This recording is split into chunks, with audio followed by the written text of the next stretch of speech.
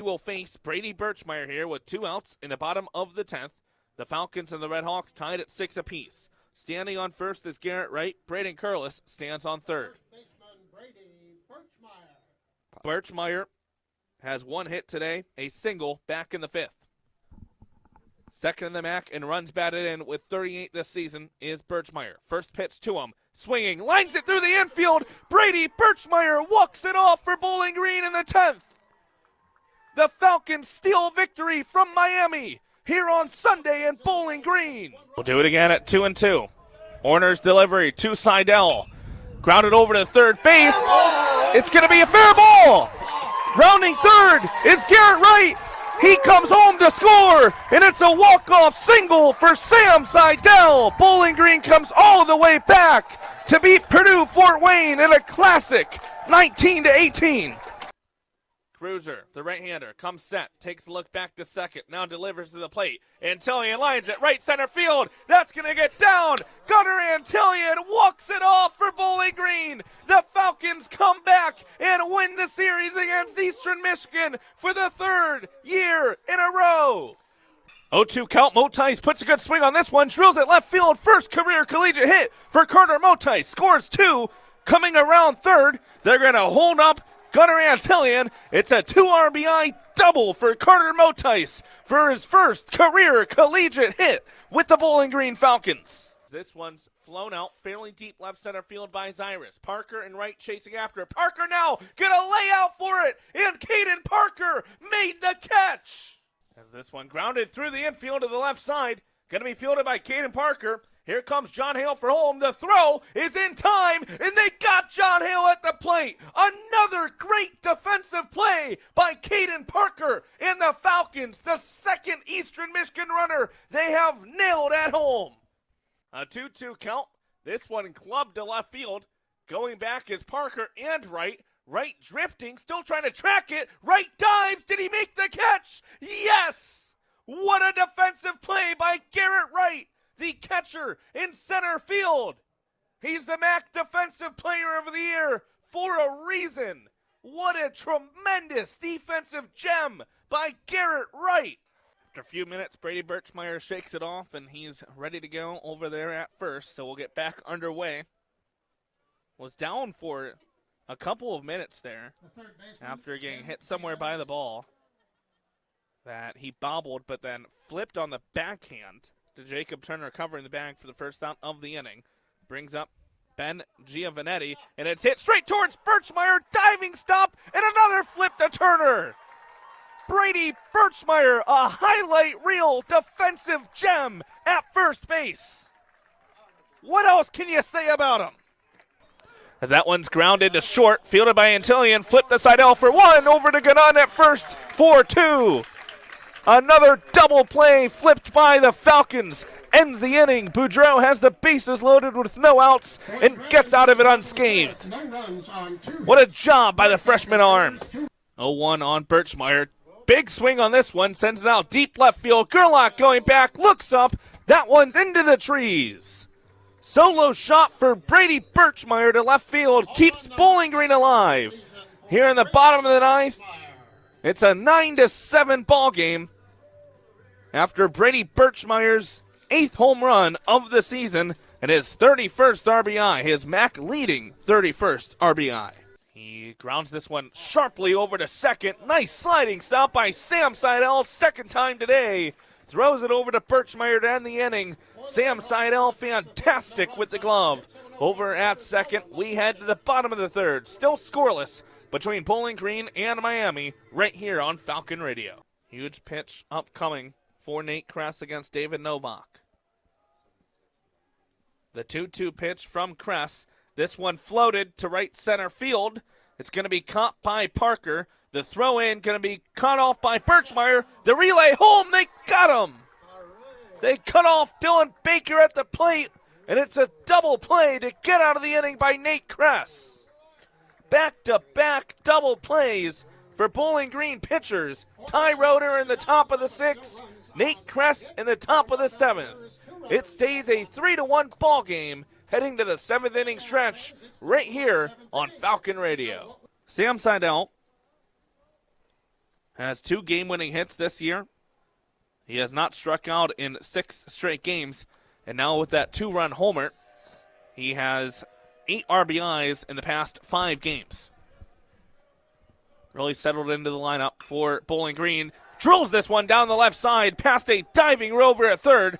It's going to go to the wall, rounding third and coming around for home is TJ Tackett. And it's going to be an RBI double for Sam Seidel. Give him 3 RBIs in the first 3 innings for Bowling Green as they go up 3-0 against Youngstown State. First pitch swing and drilled by Gavin Gannon, and he takes a long look at this one. Drilled deep into the trees, a 2-run home run for Gavin Gannon. Puts Bowling Green up 2-1. That'll bring up Gunnar Antillion, who has arguably been the hottest bat over the past pair of games for Bowling Green. First pitch to Antillion, swinging, drills this left field. Going back is Beavis. He's at the wall. It's over his head into the trees. Gunnar Antillion, a home run in back-to-back games for Bowling Green.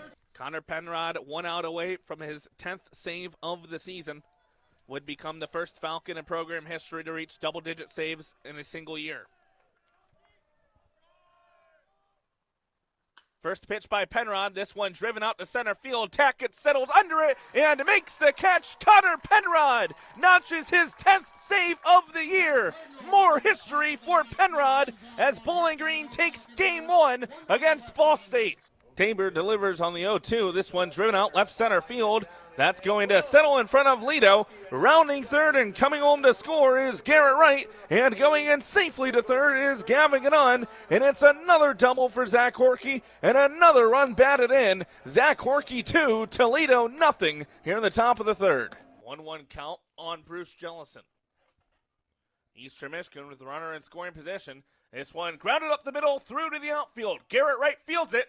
Here's his throw home. It's not going to be cut off, and it's perfectly on time, and they cut off Ty Stecco at the plate. Garrett Wright, once again, the MAC Defensive Player of the Year, delivers. Back here in South Bend, Indiana, Jacob Turner was faced with quite the situation in the bottom of the first. 2 runs had already come in. He walked 3 of the first 4 batters and gave up a 2 RBI double, and then led up a walk and a single to load the bases with nobody out in that first inning, already down 2-0. And Turner responds, 3 straight strikeouts to get out of the inning without any further damage. So we head to the top of the second with a 2-0 Notre Dame lead, 6, 7, 8 in the order. Caden Bates, Brandon Curlis, and Carter Motice due up for the Falcons. Curlis, Motice, and then Laird in that nice spot. The 3 Stooges for Bowling Green back in order in the lineup in their usual bottom 3. They were mixed throughout the lineup a little bit throughout that Toledo series. First pitch by Riddell. Inside for a ball to Caden Bates. Bates, one of the double-digit freshmen who's come in to play for Bowling Green with injuries this season. Now looks at a strike thrown in by Riddell. It's 1-1 the count on Bates at the plate. Riddell still working from that windup. Next delivery driven left field by Bates, and that's going to settle in front of Lee. So a leadoff single by Caden Bates to begin the second inning. And for Caden Bates, that's just his 3rd hit of the season. He moves to 3-12 on the year. Good sign to see from Caden Bates. Maybe getting a little more comfortable in the order for Bowling Green. This just his 8th career collegiate game and 3rd start as a freshman. Bunt here shown by Curlis, pulled back. Pitch misses to the outside for a ball. Braden Curlis, as I mentioned, beginning of the 3 Stooges in the bottom of the order for Bowling Green. They've earned that nickname. Curlis is Curly, Motice is Mo, and Laird, as he can guess, is Larry. Bunt shown again by Curlis. Tries to push through this one, but it misses over the bat. Tinney turned towards first and faked like he was going to throw to try to pick off Bates. Bates scrambles back to the bag.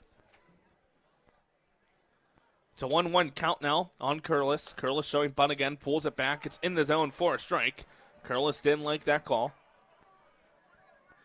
The freshman from Cincinnati, Ohio, and Cincinnati Elder High School graduate, batting .240 this year, just 2 for 18 over his past 5 games. Pickoff attempt to first. Back in safely as Bates. Quite a few pickoff attempts so far early in the game by Jack Riddell. Turner ended that first inning in a blazing pace on the mound. Riddell, in the meantime, takes his time. Bunt laid down here by Curlis with 2 strikes, laid down cleanly, fielded by the catcher Tinney. His throw a little bit high, but Brustovich able to catch it without having to jump for the first out of the inning. But Curlis does his job, advancing Bates from first to second.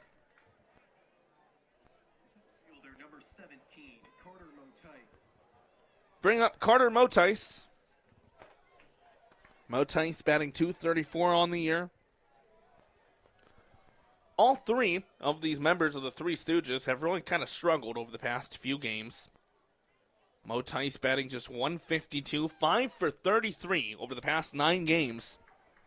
Even worse, when you look at his recent 5 games, he's just 2 for 20, a 100 batting average. Not the 1,000 that you like with the 1 in front of the decimal.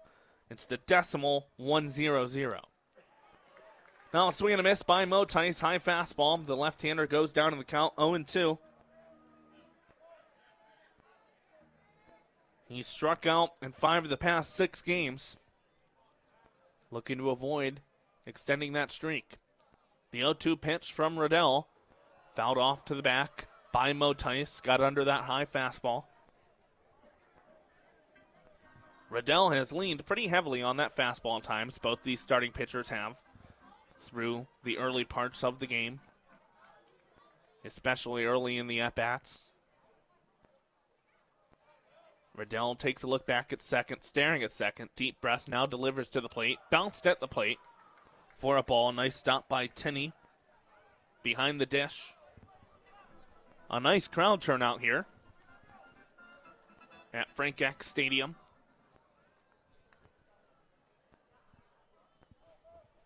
A lot of Irish green and blue, along with the gold in the crowd. The next pitch, all speed. It's a beauty. Gets Motice looking. 3rd strikeout of the game for Riddell. And there's 2 outs here in the top of the second for Bowling Green. Brings up Alex Laird with a runner on second in scoring position in the form of Katie Bates. That's the first strikeout looking that we've seen in today's game out of our 5 total strikeouts by both pitchers. First pitch to Laird, off speed, misses outside for a ball. Laird batting .253 this season. He was ranked the number 16 shortstop in Ohio by perfect game out of Glen Oak High School. Went 0 for 4 with 4 strikeouts on Wednesday. A tough outing for him, looking to rebound, drives this one up the middle. A diving stop by Moreno at short, not going to have a throw. Coming around third is Bates, the throw home, and they got him. Bates just got too aggressive, trying to come around third. An excellent read by Moreno at short. Not sure if Bates thought that got through or not, but Moreno popped up, didn't have a throw to first, then delivered a strike home, and Tinney put the tag on Bates to end the inning. So we go to the bottom of the second. Notre Dame still leading Bowling Green 2-0 here in South Bend on WBGU 88.1 FM. Whenever anyone comes to baseball games, they always dream of catching a foul ball. Our own Noah Seeley wanted to try to catch a foul ball here at Crusher Stadium in Avon, Ohio, so we mic'd him up. Here's the results.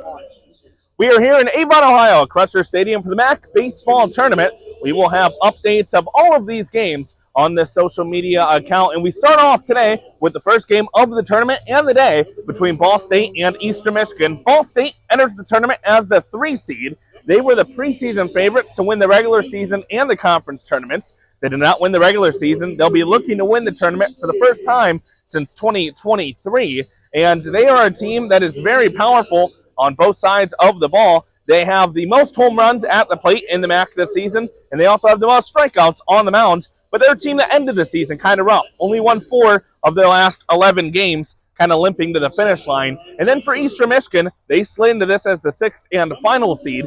This is their first time in the tournament since 2018, and they're also a team that did not finish the season that great, losing 2 of their final 3 to Kent State.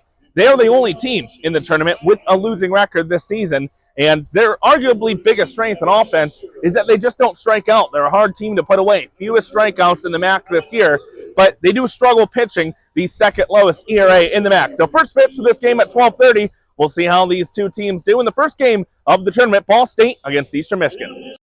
Hey, Falcon fans, welcome back to another edition of Round and Third.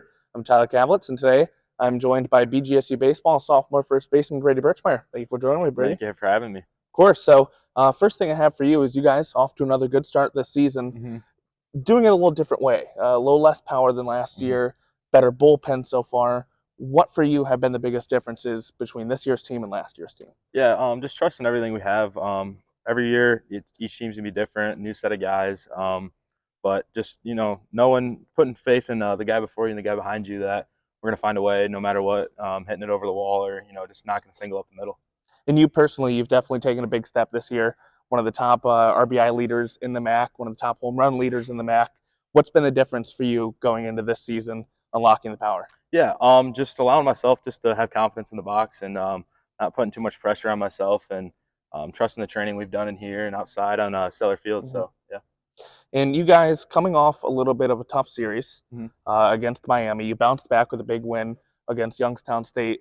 What did you guys learn in that series against Miami about yourselves battling back to get the win in the final game? Yeah, we just got to play 9 complete innings. Can't give other good teams in the MAC, more outs than they're given, and got to get that first 27 outs, and that's really important. And you, of course, here last year, Western Michigan, the reigning MAC tournament champions.